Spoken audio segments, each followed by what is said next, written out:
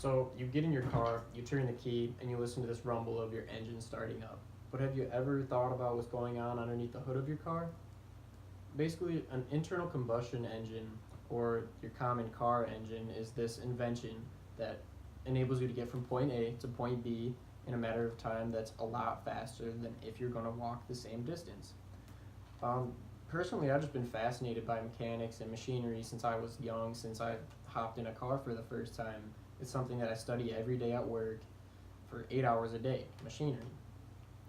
Personally, it just amazes me how many people hop in their car and just don't understand what's actually going on underneath the hood, and why when they push on the gas, their car can move, upwards of 70 miles an hour if they wanted it to. So I think it's something that's important to learn, and it's pretty easy to learn actually. So what I have here is this diagram that I got from MIT's website. And basically just a way for me to translate what I'm saying into something that you can visualize. And what it is a diagram of an engine, the process of how a common car engine works. It's really simplified, easy to understand and see. Excuse my setup.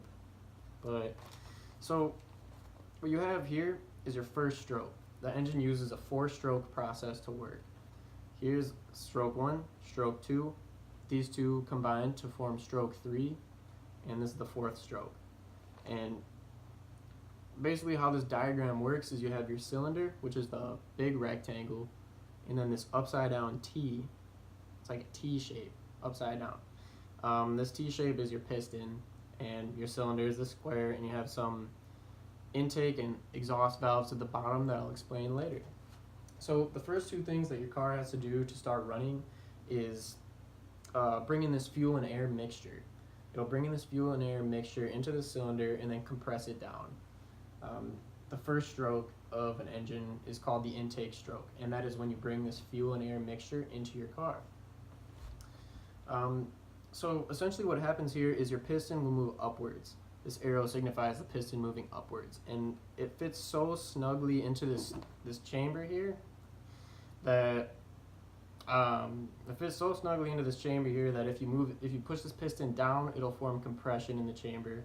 If you lift the piston up, it'll form a vacuum or suction.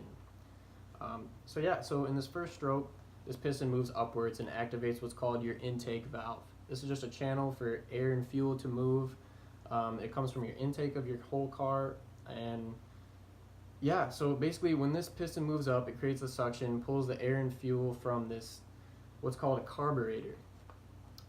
Behind this valve right here, somewhere else in the car, is what's called your carburetor, and this carburetor mixes your fuel and your air together into this ratio that's perfect for an explosion. This suction will pull your fuel and air through your carburetor, mixing it perfectly into this ratio, and then pulling it into the cylinder of your car. And that completes the first stroke of a 4-stroke process. Moving on to the second, you have compression.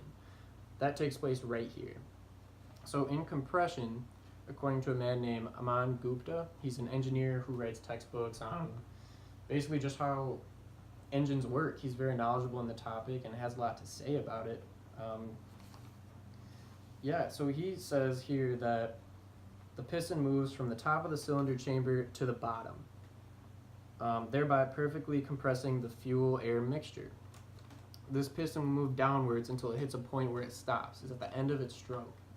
So at this point that it's at the end of the stroke, you're at the greatest amount of compression in this fuel and air mixture that will yield the most energy out of an explosion that the engine can handle, and that in turn will create energy.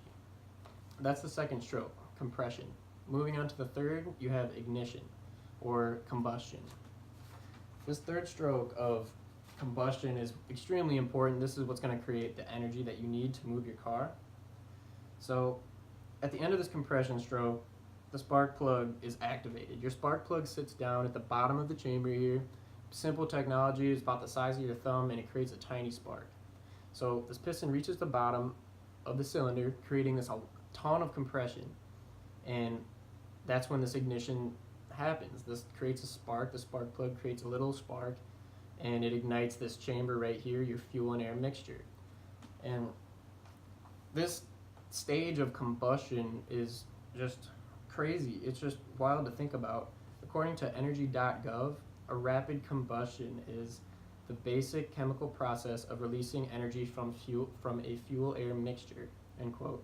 And that's basically what you have here. You have a fuel-air mixture, and you're trying to get energy out of it. By doing that, you have to combust this fuel and air.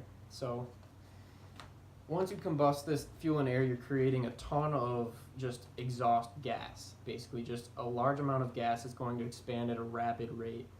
And when you have this compressed like this fuel and air compressed and it explodes, it creates so much gas and so much energy that has so much power behind it that it'll move the piston back up where it came from. That's the energy that moves your car. It's converted into torque, which is rotational energy, which will move your wheels in the long run. But just about how the engine works right here. So yeah, you have your piston that's been moved upwards from all of this power, and now you have all this built up gas and just byproduct that's inside of your cylinder here. You have to get rid of that. You can't reuse the same oxygen, it's already been used up. You know, you can't have fire without oxygen, you can't have an explosion without oxygen. So you need to get rid of the byproduct, this burnt up used oxygen. You have to bring in new oxygen. So completing this third step of combustion, this third stroke, moving on to the fourth and the final stroke of a four-stroke process, you have to get rid of all this byproduct. So how this mechanism works is this piston will move back downwards, creating more compression. This compression will open up your exhaust valve on the side here, and since the piston's moving down, it'll push all of this excess just byproduct garbage that is built up inside of your engine cylinder. It'll push it out of this exhaust valve, out of your car, through what's called an exhaust manifold, and then out of your tailpipe. And that's kind of like the black smoke that comes out of the tailpipe of a car. It's just this built up gas byproduct that resulted from an explosion that took place underneath the hood of your car. That's essentially how it works. It's also highly precision engineered and scientific, that if anything goes wrong, if anything's not perfect, the whole process will not work. I have a source that he was my old high school mechanics teacher. He told me in an interview that I had with him that, quote, "The exhaust manifold is relatively important to the combustion engine itself.